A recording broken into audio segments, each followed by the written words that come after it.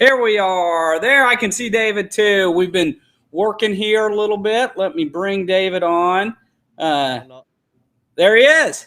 we're here. All right, we have. This deal never goes like you think. It's like COVID. Every time I get on Zoom or Teams, it's a whole new experience.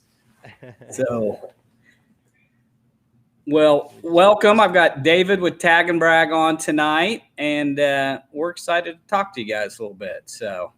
Yeah, excited Welcome. to be on here. I appreciate you having us on. Certainly. Yep. Well, with all the excitement here, man, what were we going to talk about? We've been fast and furious for the last few minutes doing it, but why don't we start a little bit? Maybe you could give us a little background about the show. Tell us about Tag and Brag and how you got started and what you guys have coming up this year. Yeah, so we started our web show probably like 9 years ago at this point. It's kind of hard to believe, but we always had a passion for filming our own hunts. We were students of the old Monster Buck videos and the old Drury videos Yeah. back in the day. And I mean, we just, I don't know, at a young age, we were fortunate enough for my family to get us involved in the outdoors. Then we always started messing around with the video camera, and it kind of became a little bit of an addiction, to be honest. 9 years ago, we started a YouTube channel, and we never really knew what it could turn into. And we've kind of changed things up a bunch along the way, but now over the past like 3 or 4 years now, we've had a more of like a video blog style format. So to the point where we're putting out like, I don't know, close to 100 or even over 100 vlogs per year.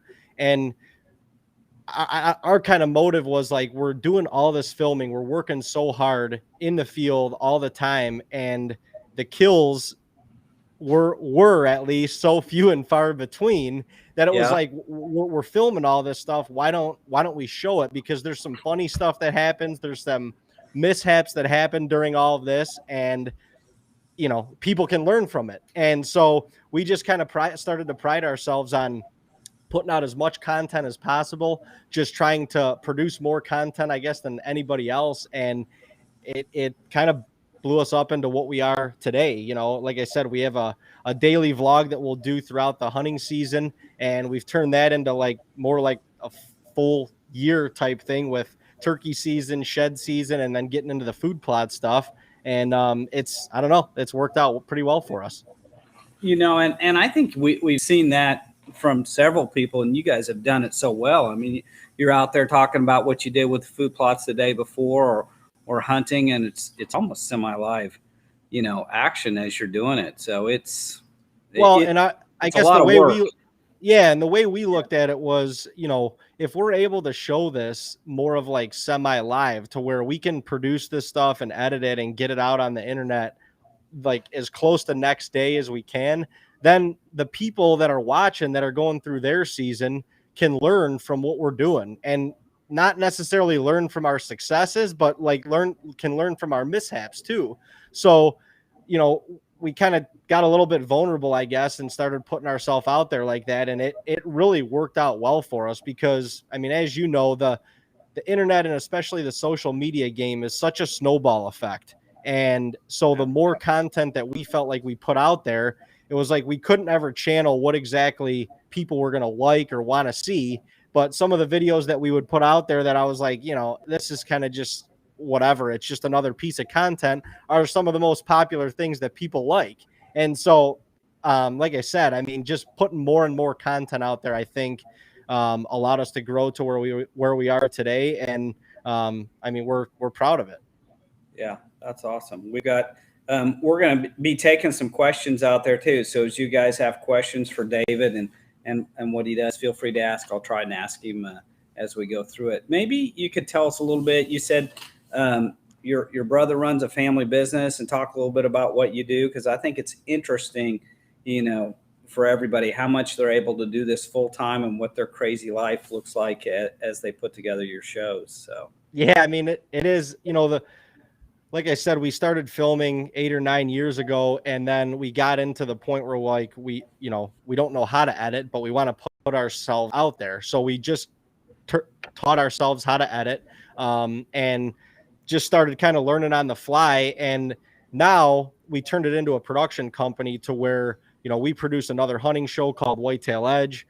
We produce some stuff outside of the industry, and we basically just took our equipment and the knowledge that we were gaining throughout our journey and applied it to other people's businesses, other people's crafts, and really wanted to just try and help other people give themselves a name similar to what we did also. So my brother Dean also is taking over a family business up in Western New York. So he's up there probably 4 or 5 days a week. We're from Northeast Ohio, so we're about 2 hours from where he's at up in New York, and he travels back and forth like crazy. We were talking about this. We were talking about this today. You said you're from Cleveland. Your brother's a couple hours away, but tell everybody what the business is he's taking over, because I think it's fascinating, and it kind of weaves into lifestyle and how he's able to join you full time on this. Oh, absolutely. So we have our family for the last 16 or 17 years has had a small bait shop and just general store up on Chautauqua Lake in New York. It's a smaller lake. It's probably like, I don't know, 30, 40 minutes from Erie, Pennsylvania. But it's for like the Cleveland, Buffalo, Pittsburgh area. It's a destination spot for the summertime. And so this is a little bait shop, general store, deli, gas station. And, for him, it works out perfectly because for the 4 to 5 months of the summertime when it's really busy up there is kind of more of our downtime from a hunting standpoint. So he gets to do that. I kind of take over the production side of our business. And then, we join forces again once hunting season comes along. And, his business is kind of slowing down at that point. And, we just kind of work our schedule where our production businesses can kind of, I don't know, not take a back seat, but just take a little bit of a rest at that point so that we can kind of focus on what we love to do. Yeah. And you do some work with Red Rising. Is that also? So we work with Ben Rising from Whitetail Edge. Okay. This is our 3rd year producing his show as well. And it was kind of cool. We grew up watching him on the juries for years. And we always connected with him because he was an Ohio guy like us. There was no other Ohio guys that we saw on any of the hunting shows. So we kind of took pride in that. And it was just a connecting point for us. And, through what we've done, Ben kind of saw what we were doing online and growing our brand and growing our following. And he kind of approached us to produce his show, which was an honor for us, somebody that we looked up to in the past, to be able to now come full circle and, be able to work with him and his team and produce his show. I mean, it's kind of a dream come true. And honestly, somewhere where I never really thought we would be personally. I think it says a lot about what you guys are doing if you've got other people coming to you and saying, hey, how can we put your spin on our show, and make it better. That's neat. Tell us a little bit about what your season looks like this year and where you guys are headed. Yeah, so we're getting ready to leave for North Dakota on Monday.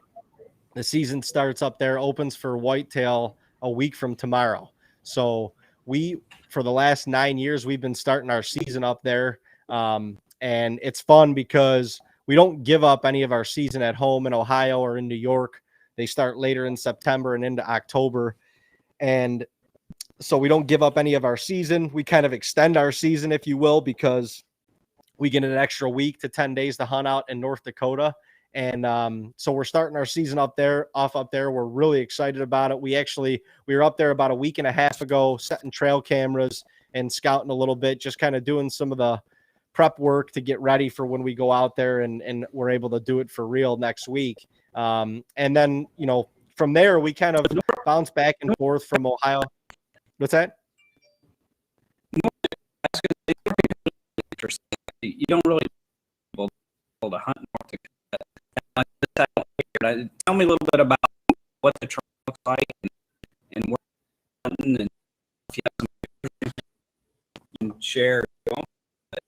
Yeah, so we actually I lived in Nashville for 3 years after I graduated college, and while I was down there one Friday or Saturday night, I met this guy in a bar down in Nashville, and ended up hitting it off with him, and he asked us, or he invited us to come up and hunt his soybean farm up in North Dakota. I don't know. We might have lost Dan. I'm not really sure. But anyway, it was we kind of jumped at the opportunity. We made friends with them right off the bat, and so we've been going up there. It's really cool to be able to hunt up there compared to where we're at in Ohio and New York and Tennessee, some of the places that we hunt a little. Yeah, I can hear you. Did we lose you? Perfect. We lost you for a second. I think the connection's a little slow.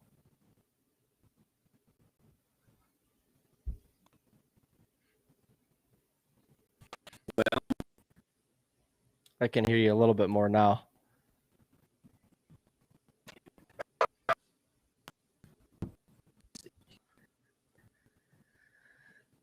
We're always dealing with technical difficulties.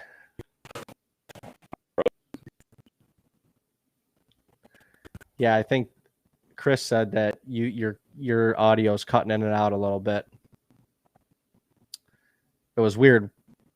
Dan and I were trying to get on here at the same time. Right before that, my power went out and completely cut the computer out. And then he said his internet went out right as we were first trying to sign on. So it's always fun. Technical difficulties.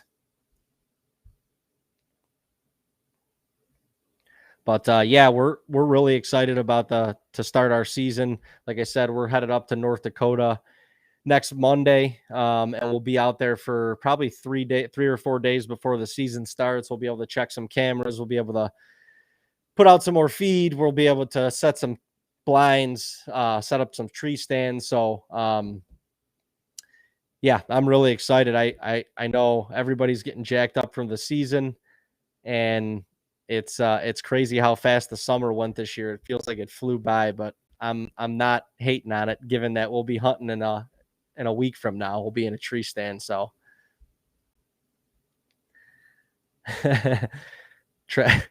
Travis, I am the cornhole king. You know this. So yeah, from North Dakota, we'll head to New York, or we'll actually come back here to Ohio. I think the season starts here in Ohio last Saturday in September, and then the season opens up in New York October 1st. So we'll be bouncing back and forth quite a bit from Ohio to New York in those days, and then we may try and sneak in another trip or two throughout the season. Robin, it's so hard to say, because honestly, this North Dakota trip is probably my favorite trip of the year. For some reason, I'm just like infatuated by hunting these velvet bucks and hunting them on their summer patterns.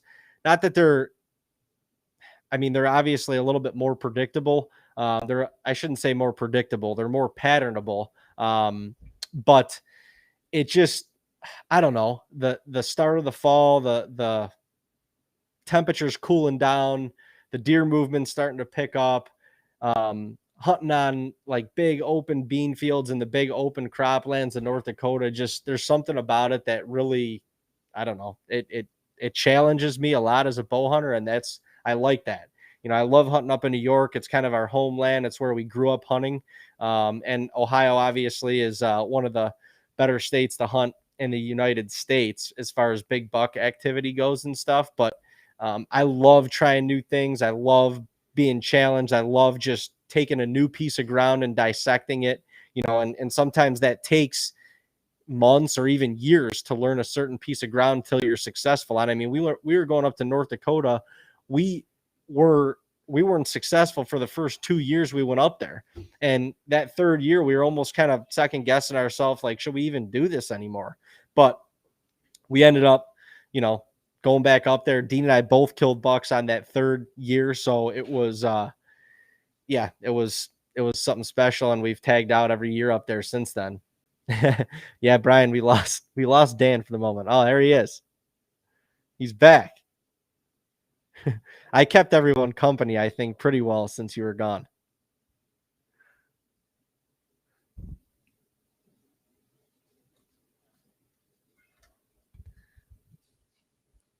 Now I'm having trouble hearing you, Dan. You know what? I'd muted myself. Where do we leave off here? We'll start again. I think we were talking a little bit about North Dakota. I was just kind of taking everybody through the season. I mean, I kind of did that while you were gone. I don't know.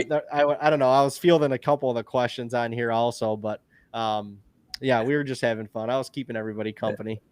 Well, good. Do you have any pictures of deer you're chasing in North Dakota or any other places this year? That you know what? Let me see here. I do on my phone, and if you give me a second, I'll airdrop. All right, go ahead and do that. Why? I'm going to ask you a question that one of the guys brought up while we were doing this that I looked at, and Dan Williams was asking what kind of cameras do you use? As far as like the actual video cameras? Yep. Yeah. So we try to keep it light as best we can because Dean and I self-film a lot. I mean, as I told you guys earlier, we were, we're in different states a lot. So throughout our season, we're separate a lot. So we try and keep it light. My favorite camera to film with is the Sony AX100. The 4K capability, the quality of the camera, the ease of use, especially when you're self-filming is money to me. And then we have multiple different second angle GoPros in the tree, right? Throughout the hunt also. I mean, we really, like, for us, that second angle is almost as important as the main angle, because when you're self-filming specifically, it shows what you have to do to set up for the shot. And in a lot of the second angles, we try and position them to where, you can catch, or you have a good opportunity to catch the shot in that second angle also. So it kind of covers your back a little bit if you're not able to get the deer on the main camera or something on the main camera. So are you self-filming everything? You don't have a cameraman over you? No, not. I mean, probably I would say 80 to 90% we're self-filming. And really, anybody else, like, I'll take Dean with me to film and I'll go with him. But beyond that, I mean, I don't know. It's when you're hunting, and especially when you're filming, it's such a team game when you have there's a lot of continuity involved. And I think people don't realize that, where, like, it's not like you can just grab some Joe Schmo off the street and throw a camera in his hands and say, film this over my shoulder while I hunt. Like, there's a lot of chemistry and continuity that's involved. And so for me, like, those opportunities come so few and far between. Like, I want somebody behind me that I trust through and through. Yeah. Stand, right? Oh, absolutely. Yeah. Well, I mean, it is like, I mean, there's definitely a certain bond there that, has to be had, and communication without talking or without, like, really communicating. Like, you have to be able to have that continuity to, to make sure that the hunter takes the shot in the right spot. The cameraman's got the deer on camera, and he's all, and he's ready to roll. So it's I don't know. It's a lot harder than people, I think, give it credit for, but it's something that we love to do. And we've kind of gotten so involved in the self-filming thing, we don't really even think about taking a cameraman as much anymore. Trying to multitask here.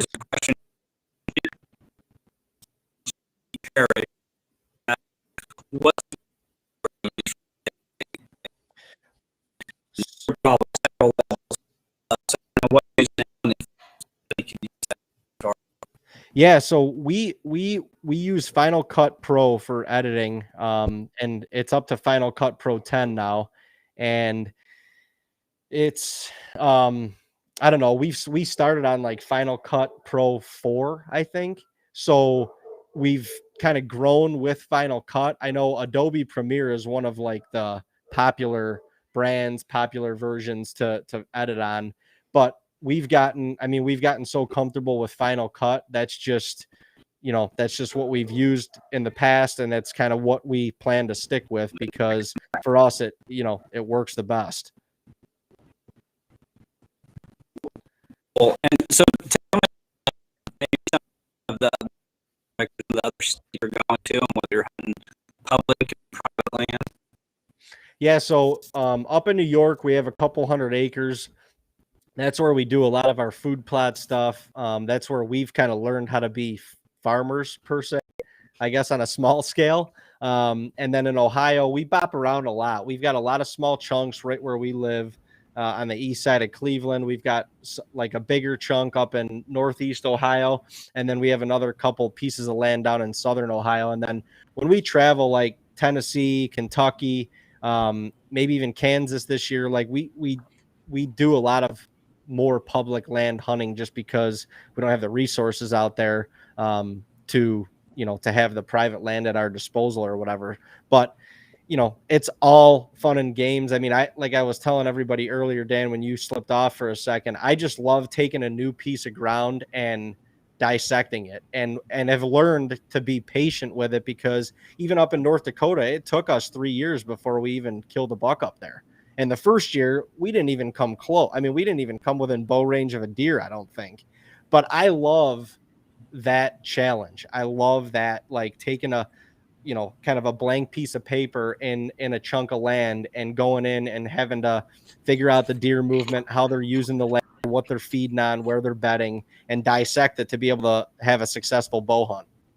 So are you using cell cameras to help scout some of that stuff as you're doing it, or you just kind of figure it out when you're there?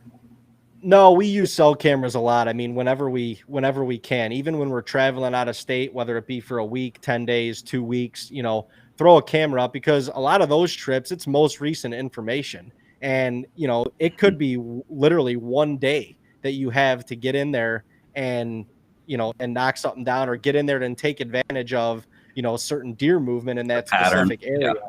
So the cell cameras have been a huge, huge tool for us over the last couple of years as they've kind of developed, within the industry.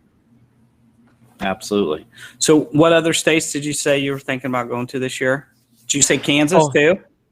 Yeah, I would love to. Yeah. We're trying. We have, so one of our neighbors up in New York, they go to Kansas every year, and he's been pulling our, trying to get us to come out there for a couple years now. But one of these years we have to pull the trigger. And like I said, I just want to experience new things. I'd love to go out there and try it. I've only heard good things.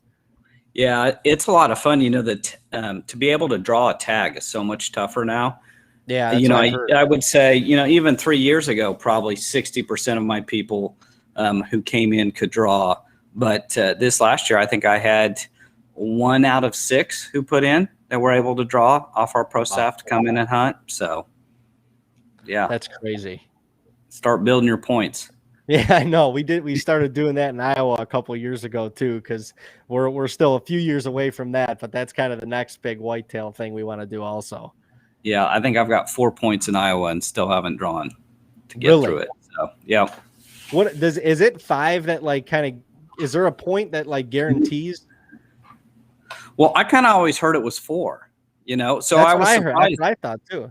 Yeah, so I was a little surprised when I got there and that wasn't the case. So anyway, we'll see. I've got some good stuff there, and I'm excited to go hunt Iowa when I get a chance. Nice. So, Chase obviously real well, and he's got a farm there in southern Iowa. I used to from Missouri that went from so around and what it looked like there. I'm sure I've only heard good things, and I can't wait to experience it one day. Is there, I'm kind of asking all questions, any questions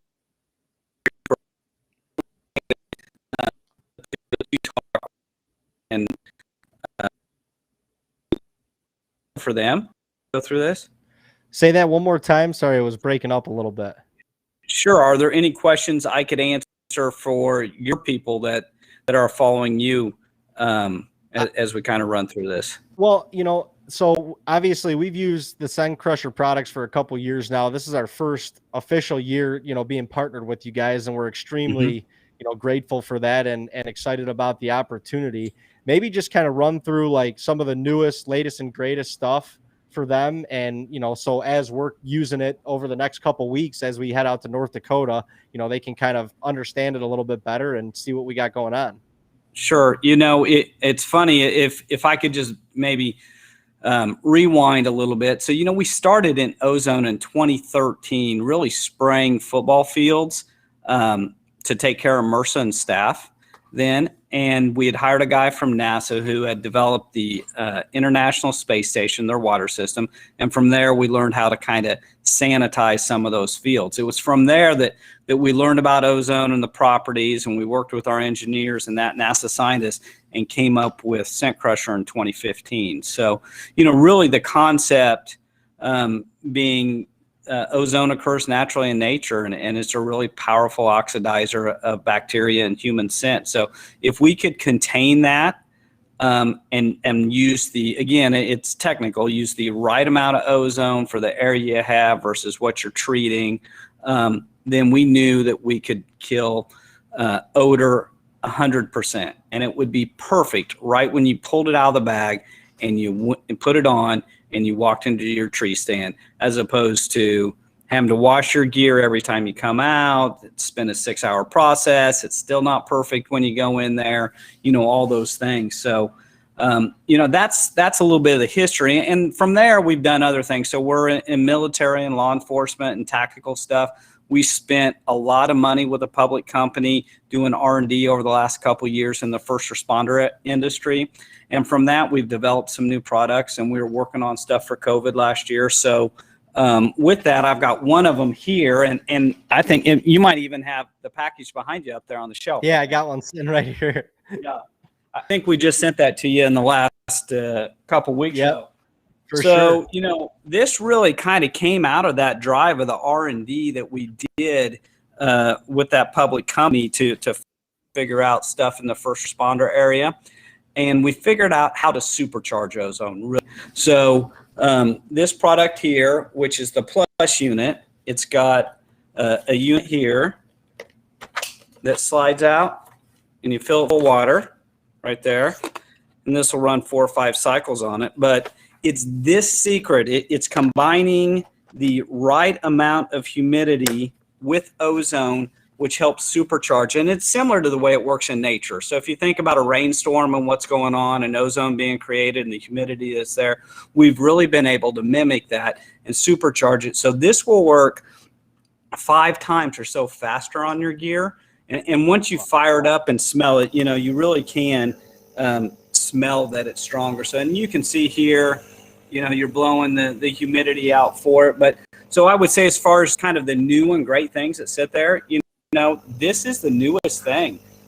We developed, we sent a guy to China for 5 months during the middle of COVID, our great sourcing guy, and he worked through the issues, and God bless him, we came up with this to help some of those issues. And it's really, we've introduced it to the hunting side of the public almost in real time. So, that's new. We'll be using that with some of our other products as we roll. We've developed basically new ways for hunters to be able to use their stuff, whether it's a suit that's a wrap-up that you put yourself in the middle of as you drive to the stand, all the way up to some different designs for a lady's gear bag, or our pop-up covert closet that allows you to be on the go as you're traveling and be able to treat stuff. And, obviously all different sizes of bags and the ruggedness and reintroducing the stuff we've done in the military and tactical world. So, it's fun. Every year's a challenge. We do so much research on the other side of stuff, and it. Dang it. Technical difficulties got us again. Son of a gun. No, but I love the scent blocker units. I love how they have innovated to, like, the plastic tote that I have. We used it in North Dakota this past time. Like, when we go out to scout, I throw my stuff in the back of the truck in the plastic tote, turn on the Plus unit right in the tote, 20 minutes to the spot, get there, it's done, and my clothes are scent free. It's pretty revolutionary stuff, and it's pretty cool to see how they've developed. And honestly, for us, we're honored to be a part of the team now, and to be part of somebody that they trust to promote their product and promote it at a high level. So, Yeah, we lost Dan again. We got a couple other people on here. Let me see. Anybody got any other questions for me or about Scent Crusher, our experience, anything? Yeah. Lisa, the closet is extremely nice. The roller bag that pops up into a closet, even nicer, because literally, like, pack our stuff for North Dakota in the bag, get there, and a lot of times it doesn't rain much in North Dakota, so I keep my bag or my tote, anything right outside, and I can pop that closet up right out of the bag, throw my plus unit in there, turn it on, and in between hunts, like I said, before scouting, whatever the case may be, it's pretty incredible. He's back. Sorry about that. You know, it's about 3 minutes before we logged on here, the internet went off at my house as we were talking about, and I'm trying to stream it from my phone.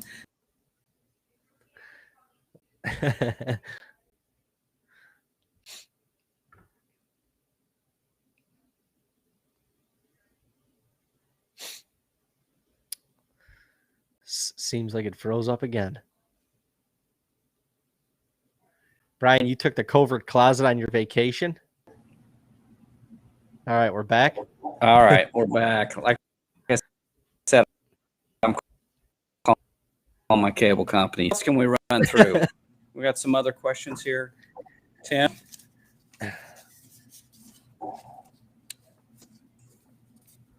I can, this is kind of top secret information, but I can pull up these photos. Top secret? Yeah. You want to share GPS coordinates with us, maybe? You know what's crazy, honestly, and like I said, there's perks to what we do, and there's perks to just locking your footage in a closet until the following year when you produce it. Like last year when we were in North Dakota, we hunt up there in North Dakota. Like there's a lot of non-posted land, and it's, you know, the farmers don't post it for that specific reason, because they allow hunters to just kind of freely go onto their land. Well, in the midst of us scouting some of this land and hunting it and showing it through our vlogs, we had people that were like, we were scouting for, essentially. And, you know, we had a couple times where we got kind of backdoored and somebody slipped in on us and got there before we did, or whatever the case may be. In the one instance, a guy shot a really nice buck that we were just kind of getting it felt like we were doing our homework, and we were like a day or two away from really like going in on figuring it out. Yeah. And he slipped in there, and it's kind of a crazy story, but he gut shot the deer. We got the deer on camera that night, and then we got like 3 hours later, there was like 11 people with flashlights in front of our trail camera. And the crazy part was they were talking about us while they were like looking for blood and stuff. They're like, man, these Tag and Brag guys, they got a lot of cameras in here. And I'm just like, this is insane. We're in North Dakota. Yeah, we're in North Dakota right now. Like we come out here to get away from everybody else. And like, but I guess it's, you know, it's part of the gig and trying to do semi-live stuff and just kind of keep people informed as as we're experiencing it. It's part of it, I guess. Yeah, absolutely. You have some of those pictures? Show us. Yeah, let me pull them up real quick. Let's see here. You have a bucket list hunt while you're looking for that? I want to kill an elk with my bow so bad. Yeah, I really do. And I honestly, I don't care where it is. I've been filming a couple times out west in Montana for elk for another TV show, but I want to experience it for myself. The roar of those bugles and stuff is unbelievable. I have been out to hunt southern Colorado and had a bull in front of me at 30 yards and shot under him about an inch.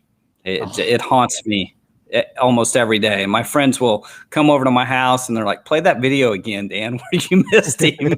He runs off. So, but being there and hearing the bugles, and I almost call it the roar of the bugles. It is phenomenal, and here we are that season. It's what gets us excited because everybody's headed out to go hunt Montana and Colorado here real quick. So yeah, it's exciting. I'm already seeing a bunch of my buddies and stuff, getting ready to go out there, and it's just another year that we haven't really planned for it. But it's something that within the next couple of years, I will absolutely be experiencing it for sure.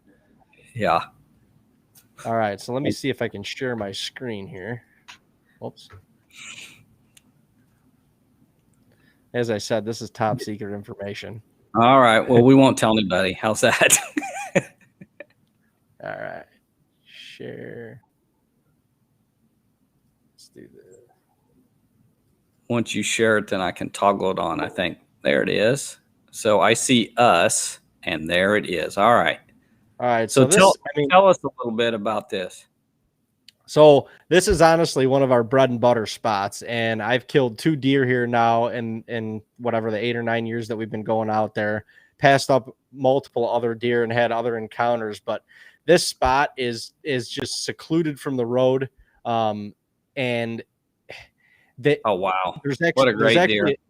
Yeah, isn't that awesome? I mean, just the 10-point frame is just unbelievable. This is actually a different spot, only a couple 100 yards away, but same deer, obviously. Yeah. And this spot is just it's actually a mile-long tree row, and it's surrounded by a bunch of other beans. So the deer work the beans, but they also stay concealed within the tree row, and it's just there's not many trees out in North Dakota, so to have that much room, for trees and stuff like that, the deer absolutely love it. They love it. Mm-hmm. This is another spot. It's an alfalfa field that meets like the corn and beans. As we were out there a couple weeks ago, they were just cutting the alfalfa. So like right when we get out there next week, as that alfalfa greens up again, this should be a money spot also. Great. This is the season. You go out there next week, start the season. Yep. Yeah. Can you bait? Yeah. So you can feed. You can feed up until gun season, I believe, or 10 days before gun season, something like that. But you can feed all bow season. So are you feeding, running mock scrapes, anything else like that? Yeah. So we'll feed a little bit, and honestly, we just use the feed as like a checkpoint for the deer. Oh wow, that's a great one. Go back. Yeah. Look at that. He's another stud. This is another one. He's got a bunch of junk around his bases and stuff like that, which is pretty cool. Have you seen these deer last year too, or on the hoof? So this deer we saw last year, and the crazy thing about this deer, we have him in this same spot last year, but we also have him like 4 miles away on a piece of public ground. And we were getting videos of him on that ground on a mock scrape. And literally within 2 days, he showed up on this camera last year. And this was literally the first deer that we got pictures of this year when we came back. It was pretty crazy. That's fun.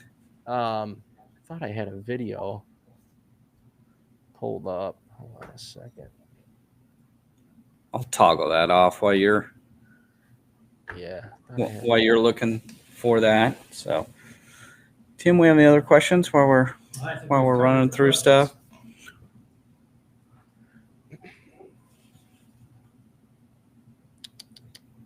Well, if it's easy to find, we can run through it. Otherwise, any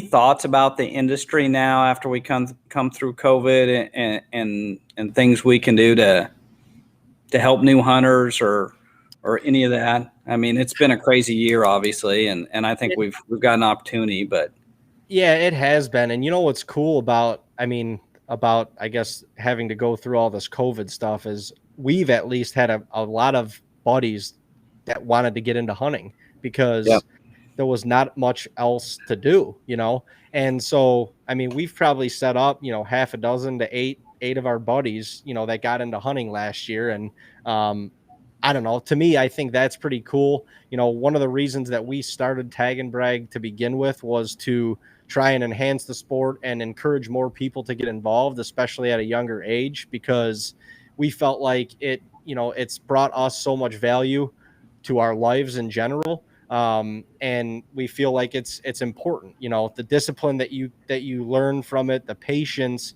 the hard work, the dedication, the gratitude for, it sounds crazy, but the gratitude for just like life itself. You're taking a life, and I don't know, I don't take that lightly at all. There's Right. definitely remorse when, especially these deer that you get to know year to year. It's like, it's a little bit bittersweet when it's all said and done. But I think,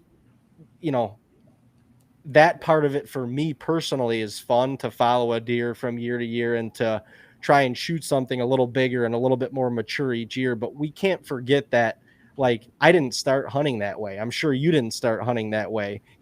I started hunting. My first buck was like a little 5-point that barely had little nibs for points on his little like 6-inch rail for a frame, Yeah. and I was more jacked up than I could even imagine over that deer. So I just think it's important to stay grounded, and we all have different goals and different opinions on how we like to hunt.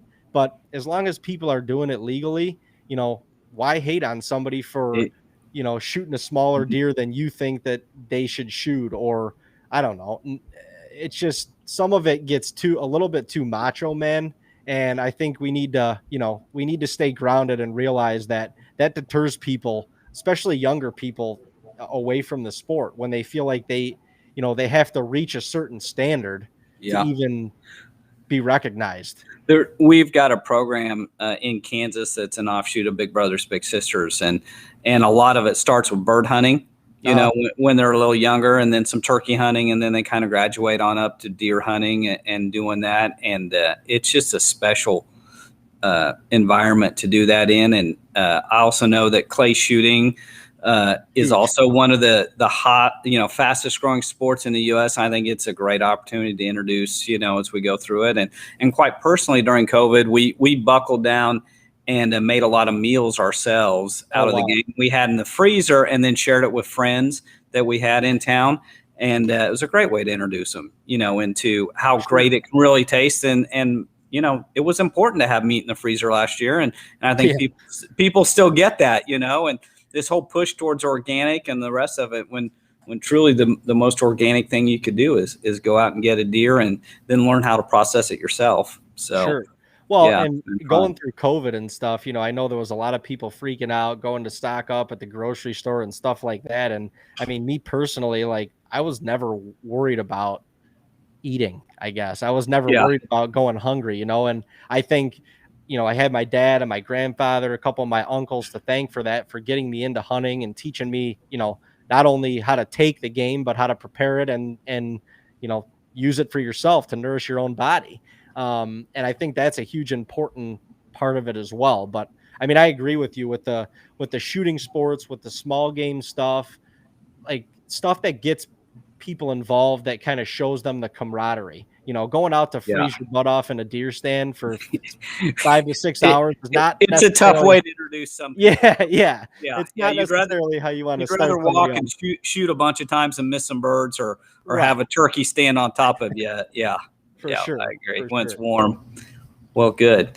Well, we're about 45 minutes in here. Part of that is me being frozen and going through it. So I appreciate you carrying the water tonight. But, thank you so much for joining us tonight. And I look forward to seeing what's going on this season with you, and coming back and talking about some more.